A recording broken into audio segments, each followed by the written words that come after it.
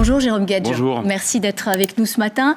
Je le disais à l'instant, Emmanuel Macron semble prêt à vouloir nouer ce fameux pacte de non-censure, notamment avec une partie de la gauche. Vous, les socialistes, vous êtes conviés à 14h. Dans quel état d'esprit vous y allez ? Nous sommes des républicains conséquents, donc toujours ouverts au dialogue, d'autant plus quand c'est nous qui l'avons proposé, au lendemain de la motion de censure votée.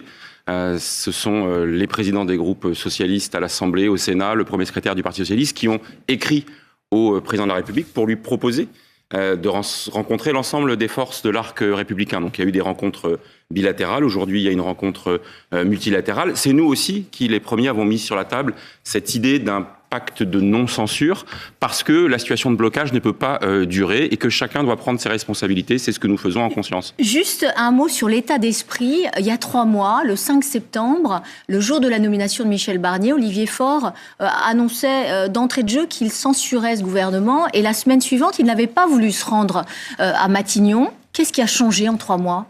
D'abord le contexte politique, évidemment. Elle avait un sens, la censure. On nous reproche souvent de l'avoir fait d'emblée, parce que la nomination de Michel Barnier à l'époque n'était pas fidèle au sens du résultat des élections du 7 juillet. Une préférence avait été donnée à la gauche, et moi je prends la précaution de dire que ce n'était pas une victoire de la gauche, donc elle ne pouvait pas se targuer de dire j'applique la totalité de mon programme, ce que disait Jean-Luc Mélenchon, tout le programme, rien que le programme, donc une préférence donnée à la gauche, et en même temps un front républicain qui avait fonctionné. Or la nomination de Michel Barnier, elle tournait le dos à ces deux messages les plus importants. Il n'était pas issu du Front républicain et évidemment, il n'était pas de gauche.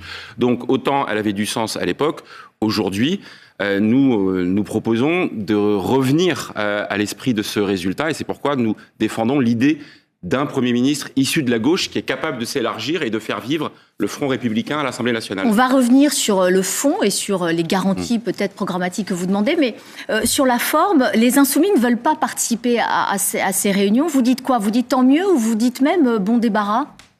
Écoutez, chacun prend ses responsabilités. Voilà. Nous ne sommes pas sur la ligne des Insoumis. Et moi, je me félicite que, de manière très claire, le Parti socialiste ait pu affirmer sa volonté de discussion et de dialogue. Nous ne sommes pas sur les mêmes positions. Nous avons même des désaccords stratégiques puissants. Un jour, je le disais tout à l'heure, Jean-Luc Mélenchon dit c'est tout le programme, rien que le programme. Un autre jour, c'est la destitution du président de la République. Aujourd'hui, c'est l'obsession quasi pathologique à demander la démission du président de la République. Nous pensons qu'il ne faut pas ajouter du chaos à la crise. Et d'une certaine manière, ils se sont auto-exclus de ces discussions. Je le regrette parce que l'esprit du dialogue, c'est de pouvoir précisément avoir des avancées, ramener des victoires à la maison, comme dit mon président de groupe Boris Vallaud.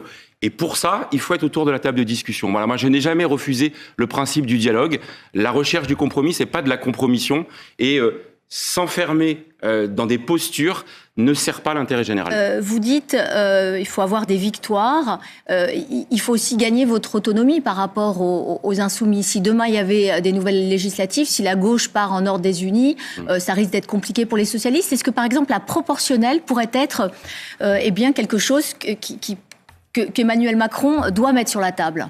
D'abord, c'est pas le sujet de préoccupation premier de nos concitoyens. Ils veulent d'abord qu'on réponde à leurs préoccupations du quotidien, le pouvoir d'achat, la qualité des services publics, sujets, mais déjà là-dessus, l'hôpital.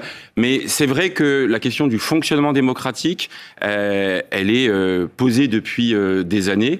Et dans l'ADN du Parti socialiste, il y a en effet la demande de la proportionnelle.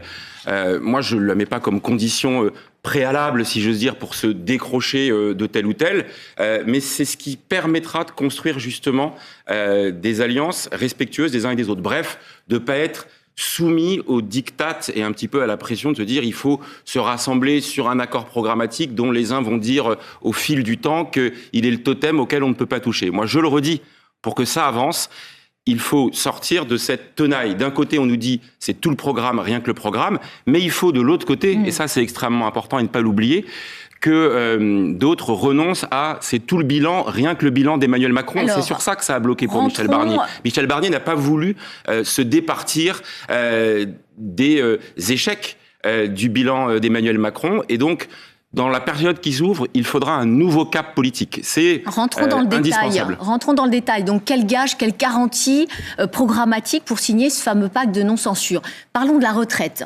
Alors, l'abrogation, on a l'impression que c'est plus le terme que vous utilisez. Aujourd'hui, vous parlez de gel de cette réforme, de conférence sociale. Vous parlez de quoi? Moi, je présume pas de ce que sera la discussion.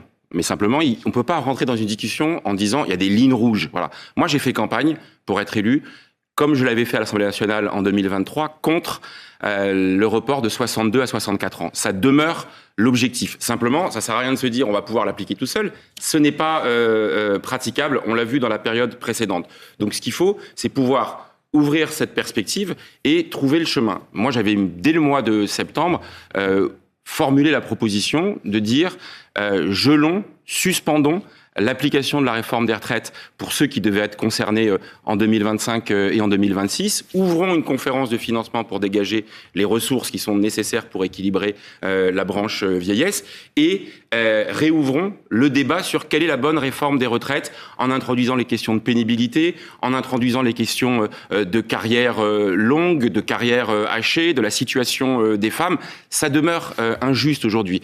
Et quand j'entends la secrétaire générale de la CGT dire qu'elle est ouverte au principe d'une conférence de financement, quand je vois les positions de la CFDT, je me dis qu'il faut rester aligné avec ces organisations syndicales. Et vous êtes tous alignés sur ce terme-là, gauche, parce que c'est pas les communistes, ils disent pas exactement la même chose. Non mais on va pas, avant la négociation, décider de ce que sera le point d'atterrissage. Cette question des retraites, elle est essentielle parce qu'il y a eu un mouvement social important, parce que c'est une réforme qui continue évidemment à être injuste. Mais il faut, je le dis en face, que nos interlocuteurs ne nous disent plus ça, on n'y touche absolument pas. Mais je vais vous dire avant même la question. Vous sentez qu'il y a aussi l'état d'esprit qui a changé du côté d'Emmanuel Macron? Mais il y a eu le résultat des élections. S'ils avaient gagné les élections, il serait légitime à dire l'adoption de la réforme des retraites est validée par nos concitoyens. Ce n'est pas le cas. Je pense même que c'est le contraire. Le prochain gouvernement, il sera forcément minoritaire. Et donc, il ne tiendra que s'il répond aux aspirations qui s'expriment dans le pays. Et l'inquiétude sur les retraites, elle subsiste. Mais avant même la question des retraites, il y aura l'urgence du moment. Adopter un budget. Et le budget, il s'est fracassé sur l'intransigeance du bloc central, du mal nommé socle commun. Mais vous voyez bien le monde entre le budget voté par la gauche en première lecture et puis celui proposé par le gouvernement Barnier. Il y a des points de passage. Mais regardez, le gouvernement Barnier, il a chuté sur le budget de la sécurité sociale. Je le connais bien, j'étais responsable de ce texte pour le Parti socialiste. Jusqu'au bout, nous avons cherché le compromis.